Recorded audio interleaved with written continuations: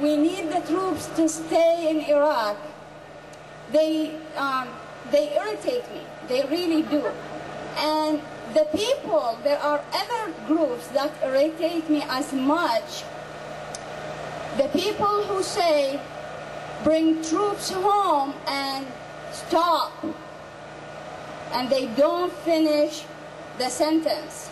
We need to change the voice.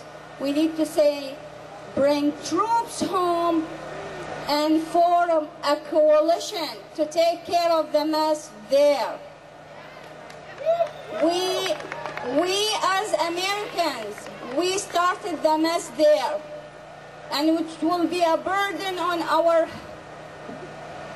heads and on our future and on our kids. These people who are slaughtered now, and they're going to be slaughtered even more if we leave that mess there. So this is how we need to change our voice. We really need to tell the world to get in action. Iraqis are desperate for help. We had a dictatorship that killed us for so many years, and unfortunately now we have the mess that is killing us now in dozens every day. And this is a responsibility. This is a responsibility on the U.S., on any values any people can, or any country can want to hold as a face to the world. We don't want your oil war. Peace is what we're calling for. We don't want your oil war. Peace is what we're calling for. We don't want your oil war. Peace is what we're calling for. I came to this country as a 10-year-old. So I am a Palestinian Israeli. Palestinians living in the U.S., living all over the world, we ask ourselves every day, can it get worse? Can it possibly get worse? And the next day, it's proven to us that it can get worse, and has. I want to go back to when this all started in terms of the first big tragedy. The first big tragedy for Palestinians is the Nakba. That is the catastrophe of 1948. Over 700,000 Palestinians lost their homes in Palestine. Half of my family ended up in refugee camps in Lebanon. That's the first tragedy for Palestinians. The second big tragedy is 40 years ago, the occupation of the West Bank, Gaza, and East Jerusalem. We asked ourselves then, can it get worse? And it did. How did it get worse? The occupation for 40 years, funded by our tax dollars, to the tune of over $3 billion a year, folks, fund the occupation. And I'll talk to you about what that means in the daily life of Palestinians. What does the occupation mean for Palestinians on a daily basis? It means a wall that is over 25 feet high, that is made of concrete, extending all throughout the West Bank, stealing Palestinian land, completely surrounding 12 Palestinian villages, preventing farmers from going to their land to farm, preventing Palestinians from going to their jobs.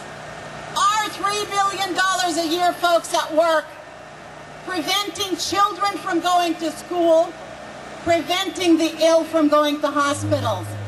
Let me talk about what our tax dollars does in the occupied territories of the West Bank, Gaza, and East Jerusalem. Our tax dollars demolish thousands of Palestinian homes. Our tax dollars, I'll try to get this closer, our tax dollars pay for the uprooting of thousands of Palestinian olive trees and citrus groves. That's what our tax dollars pay for. I want to talk to you. Where's the person with the timer? She's right there. Thank you. I want to talk to you about ending the the occupation now and what it means. All of us who are against the Iraq war understand that if the Democrats had enough balls to not fund this war, the war would end immediately.